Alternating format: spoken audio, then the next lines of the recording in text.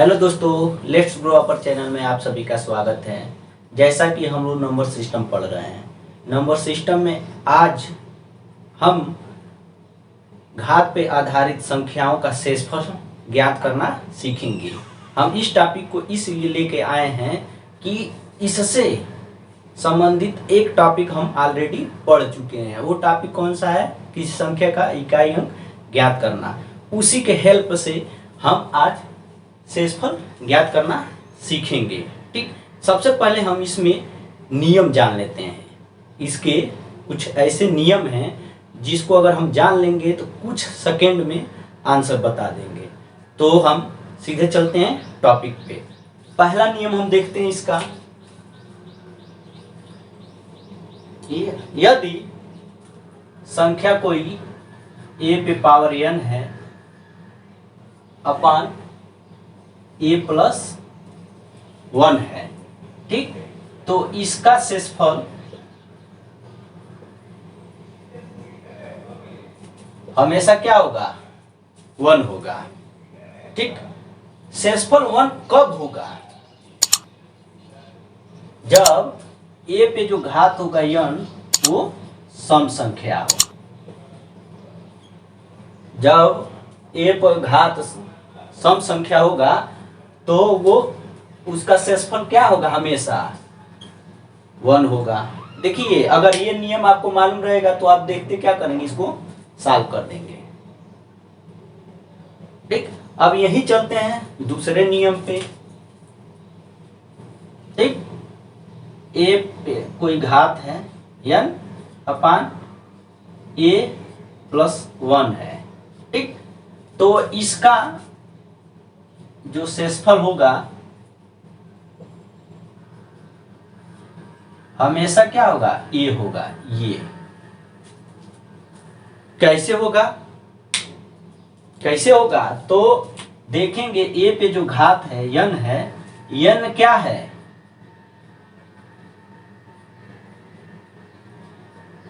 विषम है। अगर a पे घात जो n है अगर विषम होगा, कोई भी संख्या हो सकता है n की जगह पे, तो उसका शेषफल हमेशा क्या आएगा? a ही आएगा। आ रहा समझ में?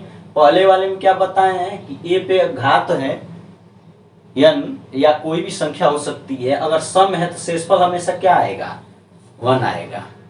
ठीक, दूसरे में क्या बताया है? घात अगर विषम संख्या है तो उसका शेषफल हमेशा आधार वाला आएगा। ठीक, अब चलते हैं तीसरे नियम पे। ठीक है, तीसरा नियम क्या कह रहा है कि a है, a पे कोई घात है n और a-1 है। इस रूप में अगर संख्या दिया है, ठीक है, तो इसका शेषफल क्या होगा? हमेशा 1 ही होगा। देखिए, अब इसमें भी शेषफल 1 हो रहा है, इसमें भी शेषफल। देखिए ये जो बटे में है नीचे तो a+1 है, यहाँ देखिए a-1 है। ठीक है, दोनों में अंतर है कि नहीं? अब देखिए यहाँ पे था n सम था, केवल सम संख्या था तो शेषफल 1 था, लेकिन यहाँ पे जो n है ये सम हो या विषम हो। सम होगा या विषम होगा तो भी क्या होगा? इसका शेषफल 1 ही होगा। ठीक है, अब ये तो बताने की जरूरत नहीं पड़ेगी ना कि सम संख्या कैसे ज्ञात करते हैं, विषम संख्या कैसे ज्ञात करते हैं। अरे 2 से काटिए, कट जाए कोई संख्या तो सम है, नहीं कटता है तो विषम है। ठीक है, अब देखिए एक चौथा भी नियम आता है। चौथे में क्या कहता है? कहता है क्वेश्चन ऐसे डायरेक्ट वो नियम ही रख दिया जाता है। कहता है किसी संख्या के वर्ग को अगर हम 8 से, जैसे संख्या क्या है? n है। किसी संख्या के वर्ग को अगर हम 8 से भाग देते हैं तो उसका शेषफल क्या होगा? डायरेक्ट पूछ लेता है। इसका शेषफल क्या होगा? 1 होगा। कैसे होगा? जैसे मान लीजिए यहाँ पे हम रख रहे हैं n की जगह पे 5 रख रहे हैं। ठीक है, तो ये क्या हो जाएगा? 25 हो जाएगा, अरे वर्ग है तो 25 बट क्या है 8 है। यहाँ देखिए n की जगह 5 रखेंगे, स्क्वायर करेंगे 25 8, तो 8 3 का कितना होता है 24, एक शेष बच रहा है कि नहीं, देखिए तो वही कह रहा है। ये नियम जो है डायरेक्ट क्वेश्चन एग्जाम में पूछ देता है, ठीक है। अब जो भी हम नियम बताए हैं इस पे आधारित क्वेश्चन करा लेते हैं। क्वेश्चन हम जब कराएंगे तो आपको पूरा पूरा ये क्लियर हो जाएगा, ठीक है। नियम हमेशा के लिए तैयार हो जाएगा। तो चलते हैं क्वेश्चन कर लेते हैं। देखिए पहले वाले नियम पे हम क्वेश्चन लेते हैं और इसको पहले हम बेस से बताएंगे, बेस क्या है, उसके बाद से जो देखते ही आंसर बनता है वो बताएंगे, ठीक। देखिए पहला है 3 पे अगर पावर है 34/3 + 1, ठीक है। तो इसमें हम सबसे पहले देखेंगे कि जो घात है वो सम है कि विषम है। तो क्या है, सम है कि नहीं, 2 से कट जाएगा। तो जब सम है तो शेषफल कितना आएगा 1 आएगा। देखिए क्वेश्चन देखते ही हम आंसर बता दिए। अब इसको हम बेसिक से बताते हैं, देखते हैं सही है कि नहीं है। देखिए किसी भी ट्रिक पे या किसी भी नियम पे हम सबसे पहले क्या करते हैं, उसके बारे में जान लेते हैं, उसकी जानकारी कर लेते हैं। कहा गया है लर्निंग बाय डूइंग, करके सीखो, करके आप सीखेंगे तभी आगे बढ़ेंगे, ठीक है। अब देखिए यहाँ पे हम क्या कर रहे हैं, यहाँ पे 3 पे 34 दिया है, तो हम इसके पहले एक टॉपिक बताए थे कि संख्या का इकाई अंक ज्ञात करना, ठीक है। तो ज्ञात करने के लिए हम क्या किए थे, बताए थे कि अगर किसी संख्या का इकाई अंक 2 हो, 3 हो, 7 हो या 8 हो, बताए थे कि नहीं बताए थे। अगर आप नहीं देखे हैं तो आप जाके वीडियो को वॉच कर सकते हैं, ठीक है। तो बताए थे कि संख्या के आधार का इकाई अंक अगर इनमें से कोई है तो हम क्या करते हैं, घात को 4 से भाग करते हैं और जितना शेष आएगा वो आधार के इकाई अंक पे रख देते हैं। तो देखिए सबसे पहले हम क्या करेंगे, देखिए 3 है कि नहीं, देखिए यहाँ पे आधार 3 है, तो अब क्या करेंगे, घात को हम 4 से भाग देंगे। तो देखिए 4 से हम भाग दे रहे हैं, तो 4 8 है 32, शेष कितना आ रहा है 2 आ रहा ना। तो हम क्या कहे थे कि ये आधार का इकाई अंक है, तो यहाँ पे आधार ही है, तो ये 3 पे क्या हो जाएगा 2 हो जाएगा। जो शेष बचेगा ना वो आधार पे जाके आधार पे चढ़ जाएगा, ठीक है, आधार पे पहुंच जाएगा। अब बटे कितना है, देखिए 3 + 1, ठीक है। अब साल कर 3 3 का 9 और 3 1 4। जब इसको हम भाग देंगे तो शेष कितना है, 4 दूनी 8 1, देखिए ये आंसर आ गया आपका। आया कि नहीं, सम संख्या था घात, तो शेषफल कितना आया 1 आया, यहाँ पे भी आ गया, ठीक।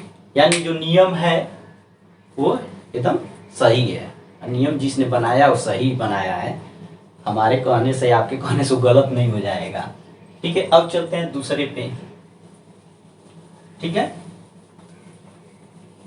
और दूसरे पे क्या कहे थे हम कि अगर आधार के घात जो है विषम है, क्या है विषम है, तो उसका शेषफल हमेशा क्या आता है, यही आता है, ये आता है, ठीक। कैसे आता है देख लेते हैं क्वेश्चन से। तो क्वेश्चन है 3 पे 390/3 + 1, ठीक है। अब देखिए ये घात जो है क्या सम है विषम है, तो विषम है 2 से कटेगा नहीं, ठीक ना। तो वही वाला फार्मूला लगाइए, कौन सा, इकाई अंक ज्ञात करने वाला। तो 2 3 7 8 रहेगा, तो क्या करेंगे हम घात को 4 से भाग देंगे और जो शेष आएगा वो लिख देंगे आधार पे। देखिए 3 तो है, तो पता चल गया कि वही वाला नियम लगेगा। तो हम क्या करते हैं 3 लिख लेते हैं पहले। अब इसको हम क्या करेंगे 4 से भाग देंगे, यही होता है ना। तो 4 9 36। कितना बचा? 3 बचा शेष। तो 3 को हम 3 यहाँ पे रख देते हैं। ठीक है, अब क्या करते हैं, देखिए यहाँ पे क्या है, 3 1 4 है। आ रहा क्वेश्चन में 4 9 36, तो 3 3 3 से हो गया। अब देखिए 3 9 कितना होता है? 27। 3 3 9 3 27, ये हो गया 4।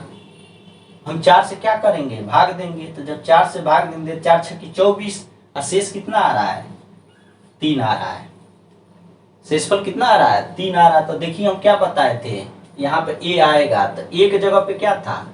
3 था, तो ये क्या हो जाएगा? 3 हो जाएगा। ठीक है, तो ये भी ये क्या हुआ? नियम सही है, क्वेश्चन से सही है। तो हम इतना न करके हम क्या करेंगे, सीधे इसकी पहचान करेंगे, आंसर बता देंगे।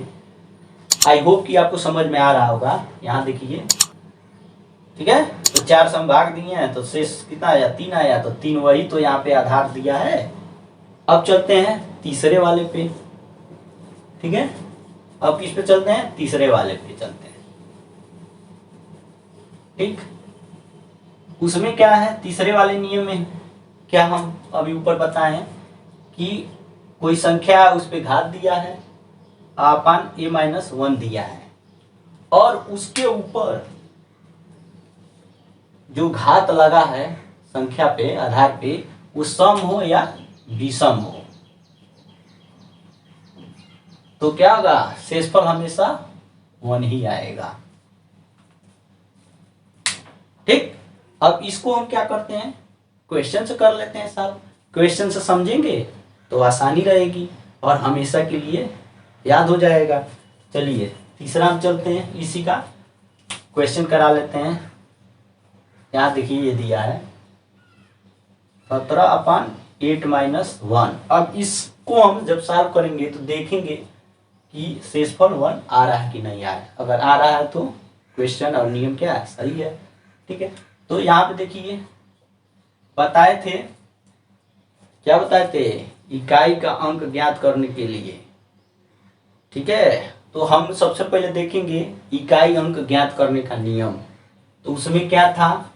2 3 7 और 8 दिया था ना। तो देखिए हम कहे थे कि किसी संख्या का इकाई अंक 8 है, यानी किसी आधार का इकाई अंक 8 है, तो हम क्या करते हैं, उसके घात को 4 से भाग देते हैं।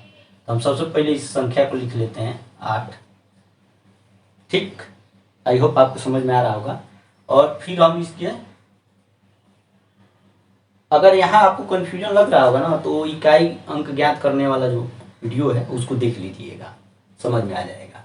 तब देखिए 4 चौकों 16 हो जाएगा ना। देखिए 4 चौकों 16, तो कितना शेष आ रहा है? 1 आ रहा है। तो हम बताए थे जो शेष आता है वो क्या होता है? आधार पे लग जाता है। तो आधार पे देखिए वो लग गया।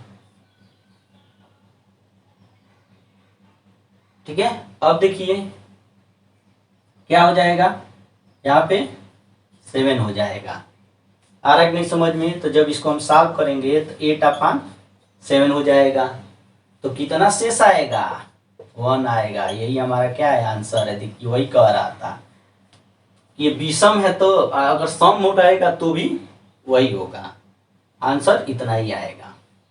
ठीक, अब चलते हैं, कुछ और क्वेश्चन है वो भी कर लेते हैं। चौथा,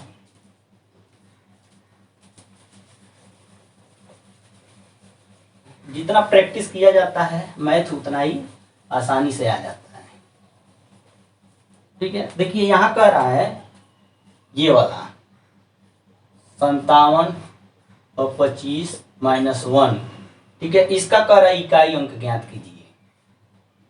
ठीक ना, तो इकाई अंक ज्ञात करने का नियम बताए थे कि जब किसी संख्या का इकाई अंक क्या हो, 2 3 7 और 8 हो, तो हम क्या करते हैं, घात को 4 से भाग दे देते हैं। 4 से घात को भाग दे देते हैं। तो देखिए 4 से हम भाग दे रहे हैं, तो 4 छकी 24, कितना शेष आ रहा है? 1 आ रहा है। तो ये क्या होगा, इसके पास आके लग जाएगा। मतलब 7 का पावर हो जाएगा। ठीक, उसके बाद देखिए -1 हो गया, तो कितना हो जाएगा? 7 - 1 = 6। ये क्या है? आपका आंसर है। कितना आसान है बताइए। ठीक, आया कि नहीं समझ में? चलते हैं आगे। अब देख लेते हैं पांचवा दिया है 1001 और 208 प्लस 1002 का इकाई अंक पूछ रहा है। ठीक, तो हम इकाई अंक ज्ञात करने का नियम पढ़े ही हैं। उसमें दिया था किसी संख्या का इकाई अंक अगर 0 है, 1 है, 5 है या 6 है। ठीक, तो हम क्या करते हैं? वही संख्या रखते हैं, चाहे उसके घात पे कोई भी संख्या कुछ भी हो। हमेशा इकाई अंक क्या होता है? इन्हीं संख्याओं में से होता है। तो देखिए यहाँ पे देखिए 1 है, यहाँ 1 है तो 1 है, तो यहाँ पे क्या हो जाएगा? 1 हो जाएगा। ठीक, अब प्लस क्या है? इससे कोई मतलब नहीं है। जब आधार का इकाई अंक इनमें से होगा तो हमेशा उन्हीं संख्या में से जो इकाई होगा वही उसका आंसर होगा। ठीक है, अब क्या करते हैं? इसको जोड़ लेते हैं, तो कितना हो जाएगा जोड़ेंगे तो? तो इकाई अंक पूछ रहा है ना, तो इकाई अंक क्या होगा? केवल 3 हो जाएगा।